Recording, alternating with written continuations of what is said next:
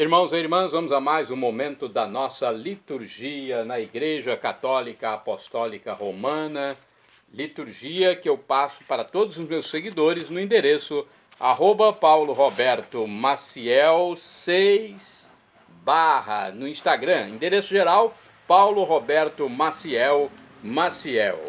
Eu sigo o que Jesus mandou: ide pelo mundo e evangelizai, o que de graça recebestes, deem também de graça. Liturgia referente ao sábado, dia 12 de abril de 2025, quinta semana da quaresma, no ano litúrgico C, cuja cor dos paramentos litúrgicos é roxa, conforme eu estou simbolizando aqui.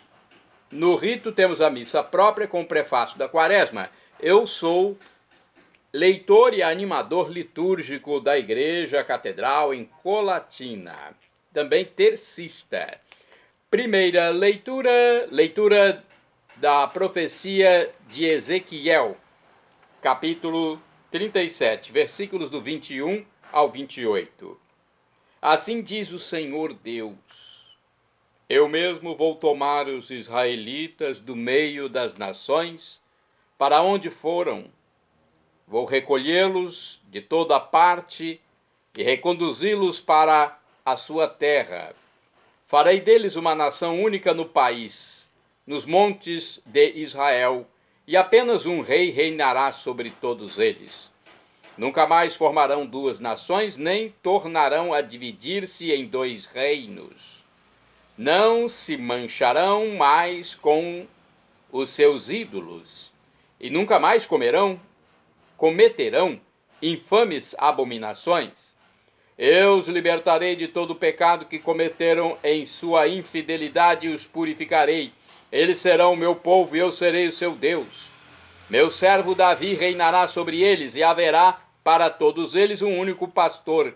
Viverão segundo meus preceitos e guardarão minhas leis, pondo-as em prática.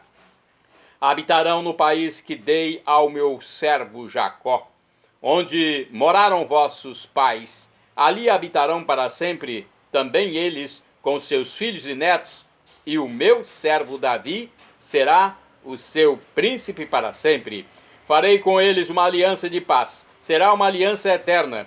Eu os estabelecerei e multiplicarei, e no meio deles colocarei o meu santuário para sempre. Minha morada estará junto deles, eu serei o seu Deus e eles serão o meu povo. Assim as nações saberão que eu, o Senhor, santifico Israel, por estar o meu santuário no meio deles para sempre. Palavra do Senhor, graças a Deus. Vamos agora ao Salmo responsorial que está no livro do profeta Jeremias, capítulo 31, versículos do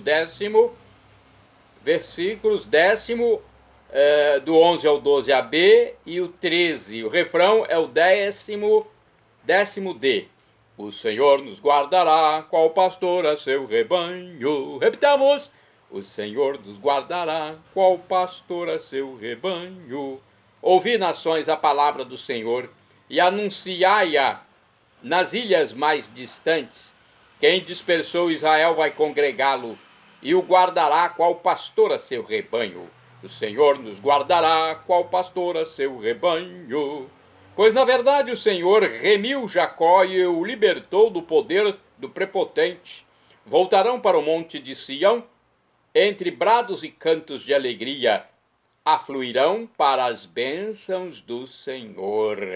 O Senhor nos guardará, qual pastor a seu rebanho. Então a virgem dançará alegremente, também o jovem e o velho exultarão. Mudarei em alegria o seu luto, serei consolo e conforto após a guerra. O Senhor nos guardará, qual pastor a seu rebanho. Repitamos: o Senhor nos guardará, qual pastor a seu rebanho. Agora vamos ao Evangelho, escrito por São João, capítulo 11, versículos do 45 ao 56. Vamos aclamá-lo primeiro e depois proclamá-lo. Salve, ó Cristo, imagem do Pai, a plena verdade nos comunicai. Salve, ó Cristo, imagem do Pai, a plena verdade nos comunicai. Lançai para bem longe toda a vossa iniquidade. Criai em vós um novo espírito e um novo coração. Salve, ó Cristo, imagem do Pai, a plena verdade nos comunicai. Salve, ó Cristo, imagem do Pai, a plena verdade nos comunicai. O Senhor esteja convosco, Ele está no meio de nós. Proclamação do Evangelho de Jesus Cristo, segundo São João. Glória a vós, Senhor. Pelo sinal da Santa Cruz, livra-nos Deus, nosso Senhor, dos nossos inimigos. Vamos à leitura deste Evangelho, que é muito preciosa. Uma leitura que deve obter de nós ampla atenção.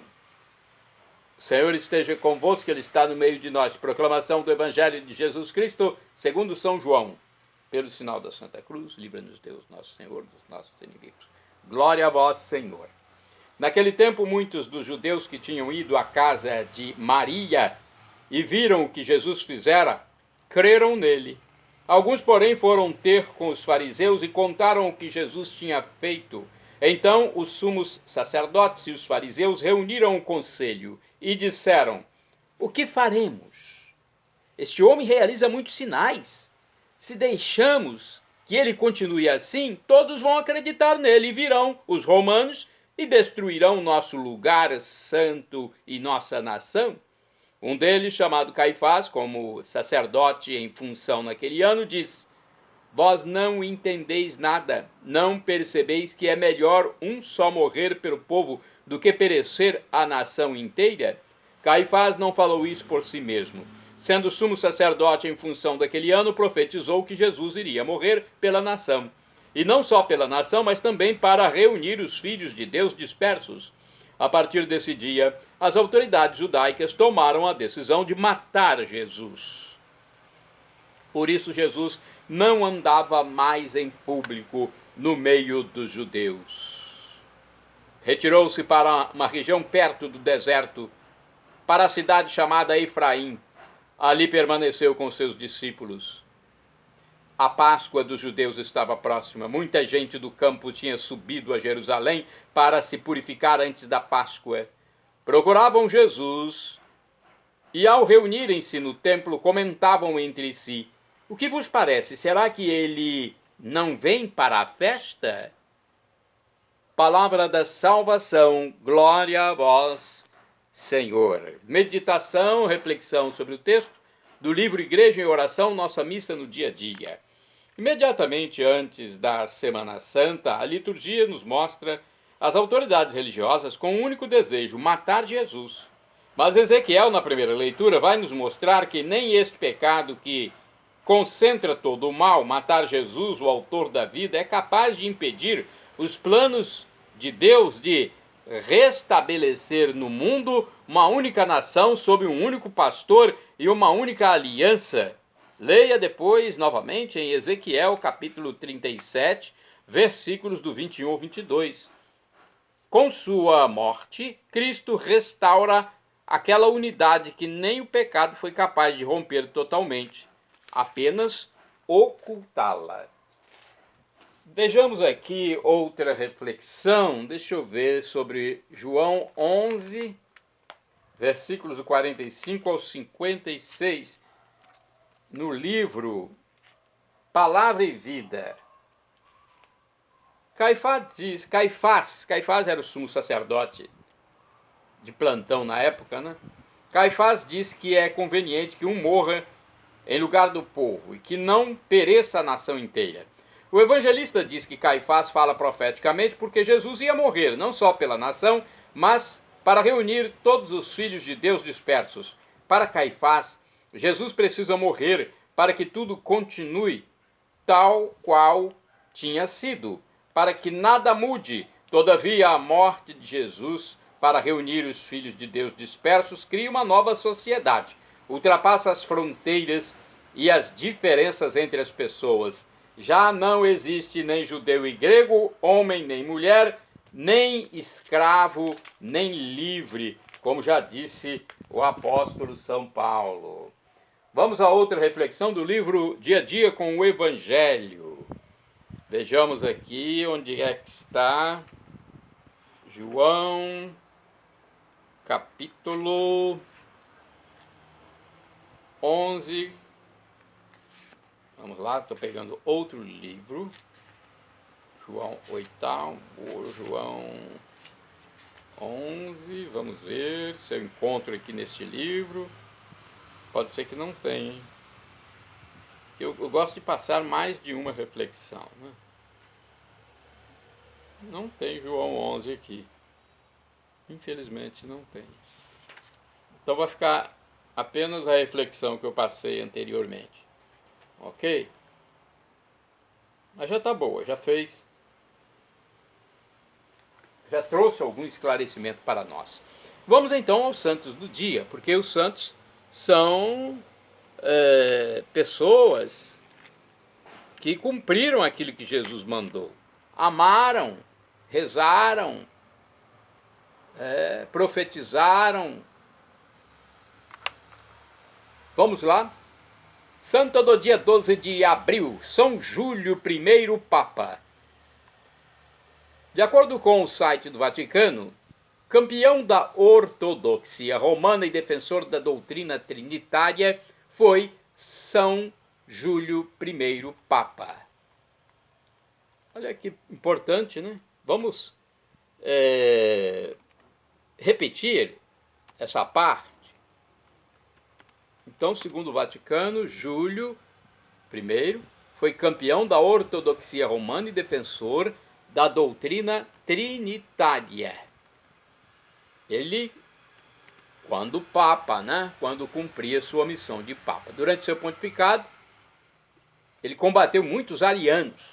Buscava várias vezes uma reaproximação com eles através do Concílio de Roma e depois de Sárdica, mas não obteve sucesso. São Júlio faleceu no ano 352. Santo do dia 12 de abril, São Zenão, bispo de Verona. De acordo com o site do Vaticano, quando Zenão tornou-se bispo de Verona, em 362, recebeu o apelido de mouro e pescador, por suas origens no norte da África. Durante seu episcopado, enfrentou o arianismo e o paganismo e deu grande exemplo de caridade, humildade e generosidade para com os pobres. Hoje é padroeiro da cidade. São José Moscati, médico de Nápoles, é santo de 12 de abril, de acordo com o site do Vaticano. Médico e apóstolo, eis a síntese perfeita que descreve José Moscati, leigo, que em Nápoles, entre os séculos 19 e 20, cuidava dos enfermos sem distinção, sobretudo dos mais pobres. Faleceu de ataque cardíaco em 1927, foi canonizado por São João Paulo II, 60 anos depois. José Moscati, que como santo gozava de uma grande devoção em Nápoles, nasceu em Benevento em 1880 e até tinha origens de Avelino. Filho e neto de magistrados, sua vida profissional parecia determinada, mas ninguém tinha levado em conta sua grande fé, que logo mudou seu destino. Em 1892, quando José ainda era adolescente, seu irmão caiu do cavalo e se machucou muito, a ponto de sofrer de epilepsia por causa do incidente. Talvez foi este impacto precoce com a brevidade da vida humana, ou o fato de ter que encarar o sofrimento, ou ainda ter que ver continuamente os enfermos da janela da casa paterna, que dava para com o hospital dos incuráveis, que levou José a fazer a faculdade de medicina. Olha como as circunstâncias da vida, né, nos levam a um caminho. Ele queria fazer anteriormente jurisprudência, mas foi para a medicina. Naquele tempo, a medicina e a ciência, em geral, eram um terreno fértil para o materialismo. Mas o jovem conseguiu manter distância de tudo, alimentando a sua fé com a escritura diária. José formou-se brilhantemente em medicina e tornou-se um médico promissor com apenas 30 anos de idade. Ele ficou famoso por seus diagnósticos imediatos e precisos, que pareciam milagrosos devido aos poucos recursos da época. Aos que faziam notar esta sua qualidade, ele respondia que tudo era graças à oração, pois Deus é o arquiteto da vida, enquanto os médicos podem ser apenas colaboradores indignos. Ciente disso, José ia trabalhar todos os dias, tanto no Hospital dos Incuráveis, do qual foi nomeado diretor em 1925, quanto em seu consultório particular. Ali acolhia todos e não cobrava a consulta dos pobres. Pelo contrário, eles pagavam por quererem ser curados, sobretudo em suas frequentes visitas domiciliares, nas quais não dava apenas assistência médica, mas também conforto espiritual.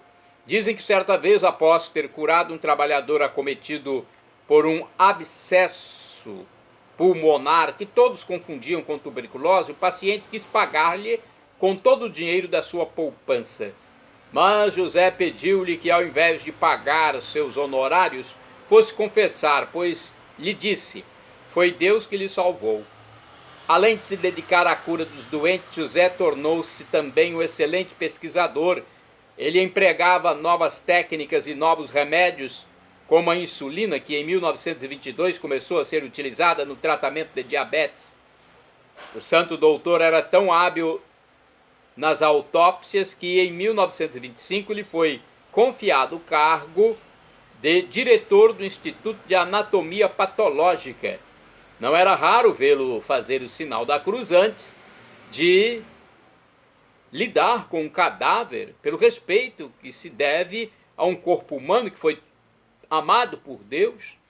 Para o doutor José Moscati, ciência e fé não eram dois mundos distantes, separados e inconciliáveis, mas dois elementos que coexistem na vida diária, composta de uma grande devoção à Virgem Maria, de sobriedade e pobreza pessoal, sob o exemplo de São Francisco de Assis, e da escolha do celibato, para ter mais tempo para seus pacientes cada vez mais numerosos. Houve dois episódios importantes na vida de José Moscati que fazem compreender melhor a sua grandeza. Em 8 de abril de 1906, o Vesúvio começou a entrar em erupção. Entendendo imediatamente a gravidade da situação, José foi para a Torre del Greco, onde o Hospital dos Incuráveis tinha uma filial, para pôr em salvo os doentes. Quando o último paciente estava no lugar seguro, a estrutura então desabou. Puxa vida, hein? Milagre mesmo. A mão de Deus. No entanto, em 1911, uma epidemia de cólera se abateu sobre Nápoles. Assim, mais uma vez, José não estava apenas ao lado dos enfermos, sem medo de se contagiar, mas também na linha de frente de suas atividades de pesquisa, que contribuíram muito para deter a epidemia. Todos iam ao consultório de José Moscati, até pessoas famosas como o tenor Enrico Caruso e o beato Bartolo Longo. Contudo, ele dava a todos indistintamente a mesma atenção escrupulosa, porque em todos via o rosto de Jesus sofredor. Na sala de espera havia uma escrita sobre seus honorários. Uma escrita sobre seus honorários. Olha o que estava lá. Quem puder, dê a sua contribuição. Quem precisar, as receba. Precisamente ali, naquele lugar, em sua poltrona, que mais tarde se tornou uma relíquia venerada, no dia 12 de abril de 1927, o santo médico foi acometido por um ataque cardíaco, vindo a falecer com apenas 47 anos de idade. José Moscati foi canonizado por São João Paulo II em 1987, ao término do Sínodo dos Bispos sobre a vocação e missão dos leigos na Igreja. São José Moscati, rogai por mim, rogai por nós junto a Deus. Shalom Adonai é uma expressão hebraica que significa a paz de Deus, é o que eu desejo para todos vocês. El Shaddai, também do hebraico, significa Deus onipotente, Deus todo-poderoso. Ele proverá aquilo que você deseja se for para o seu bem. O professor e escritor de mais de 100 livros da Igreja Católica diz que Deus pode nos dar uma dessas 3 respostas quando suplicamos algo. Sim, não ou espere. A que for melhor ele nos dará. Afinal de contas, Deus é onisciente, ou seja, sabe tudo, além de ser onipresente e onipotente. Até o pai terreno dá um não para o filho, muitas vezes, quando percebe que é o melhor. Então, não fique resmungando por alguma resposta que Deus lhe deu. Acate. E agora eu clamo do aramaico, dialeto de Jesus, Maranatá, como dizemos nós católicos, ou Maranata, como dizem nossos irmãos separados das comunidades evangélicas ou protestantes. Não importa, a pronúncia e o significado é o mesmo. Vinde, Senhor Jesus. Um dia ele voltará e será o juízo final. Esteja preparado. Seja batizado. Arrependa-se dos seus pecados diariamente para não morrer com pecado grave. E creia em Jesus como Deus. Ele é Deus no mistério da Santíssima Trindade. Pai, o Criador, Filho, Jesus Cristo, o Redentor, e Espírito Santo de Deus, Ruach HaKodesh, nosso Consolador, nosso defensor espiritual. Perdão, Senhor, pelos meus pecados passados, presentes, futuros, físicos, espirituais, pecados do pensamento, palavras, atos, omissões, e me dê a vida eterna. Meu Jesus, eu quero a vida eterna convosco, meu Jesus. Olha, nos encontraremos na vida eterna. Não esqueça, seja batizado, arrependa-se dos seus pecados todos os dias e creia em Jesus como Deus. Quando Jesus voltar, não sabemos a data, nem dia, nem hora, por isso temos que estar preparados. Vamos nos encontrar e teremos corpos glorificados como o de Jesus ressuscitado. Corpo com novas propriedades, sem doenças, sem fome, sem sede, felicidade em plenitude.